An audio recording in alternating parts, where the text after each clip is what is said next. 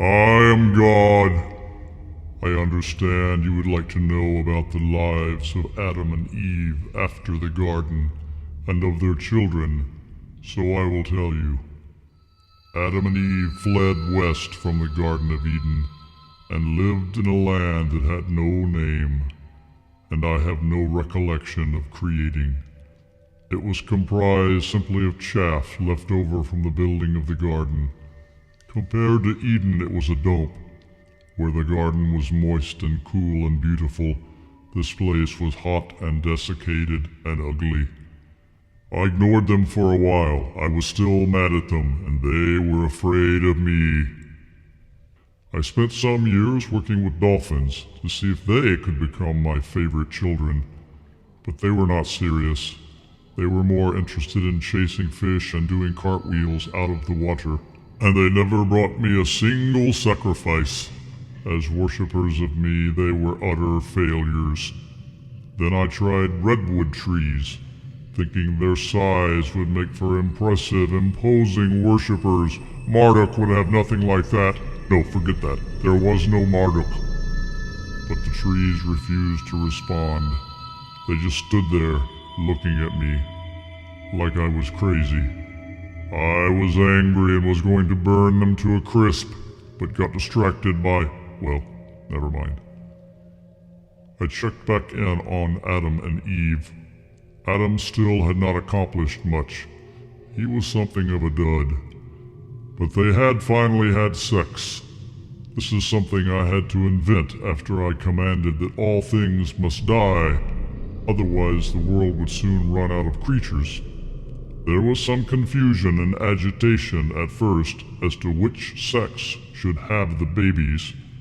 Since males are superior, I felt that the offspring should come from them.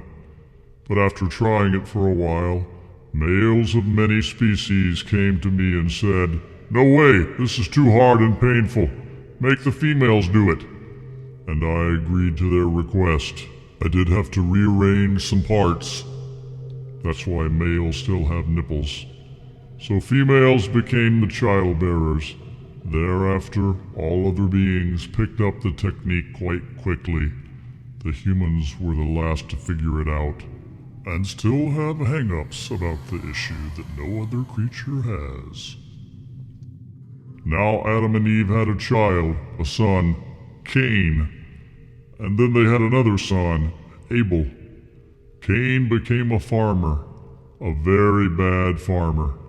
He would bring me offerings from his tillage, and it was terrible. Burrs and briars and cactus. I could not hide my displeasure.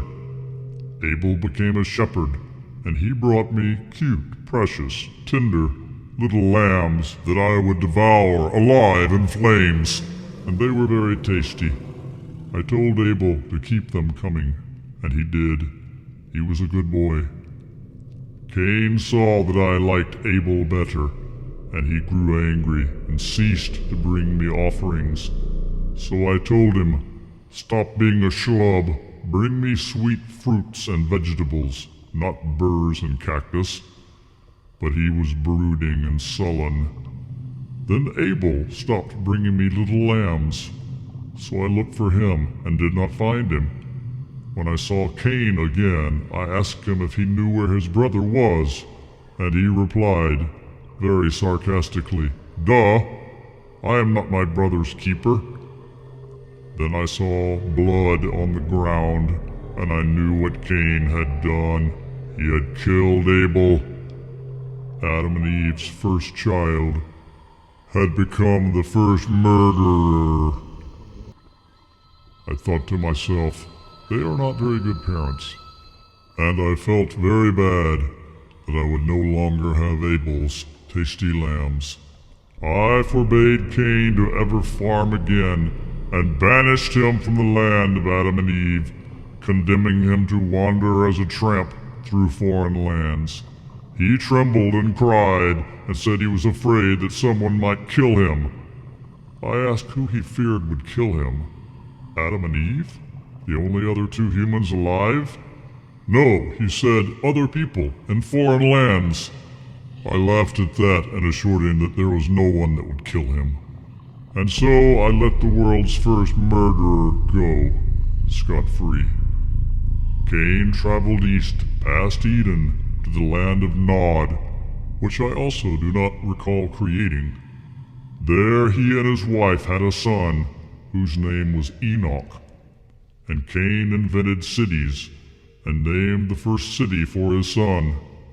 Cain would have a great-grandson, Lamech, who would also be a murderer. I let him go too. I had to accept that through the bloodline of Adam and Eve coursed some bad seed. But at least Lamech's sons were productive. One was the first musician, and another discovered metallurgy, and another became the first wandering cattle herder.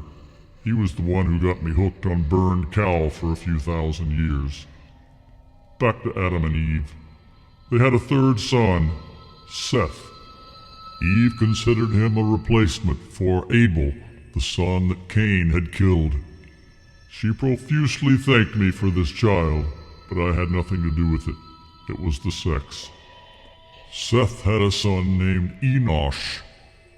Enosh, Seth's son, Adam and Eve's grandson, was the first to call his kinfolk the Lord's people. I liked that.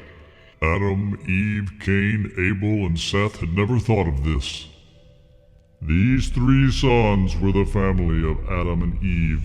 There were no other children from the couple from the Garden of Eden. Adam lived 930 years, and Seth lived 912 years, and Enosh lived 905, and they had many descendants, with pretty much the same names as Cain's spawn. Strange. All of them lived hundreds of years. Methuselah set the record, living 969 years. Methuselah had a son named Lamech, not the murderer, a different Lamech, though perhaps they are one and the same.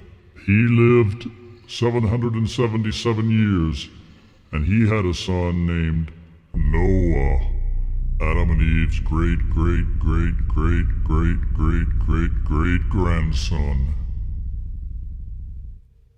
Whatever happened to Eve? You know, I do not recall. As a woman, she was not a priority to keep track of. Females are forgettable. I don't remember missing her. I admit long harboring a grudge against her for ruining my garden. Somewhere along the way, she, the first mother, simply faded away. She wandered alone often, usually among the trees. Maybe she was eaten by a velociraptor, or fell into the river and was carried out to sea. I do not know. Now that I think back, she was a rather beautiful creature, if I do say so myself. Tall, lithe, athletic, graceful, lively brown eyes, ebony skinned, curly black hair, pleasing voice, curious, too curious. Cried a lot, I remember. Very sensitive. I'm thinking now, perhaps, she never got over losing the garden. No matter. It's a man's world. This is my way. Where did all these sons, wives, and other people come from? This is not a question I like. Do not anger your God.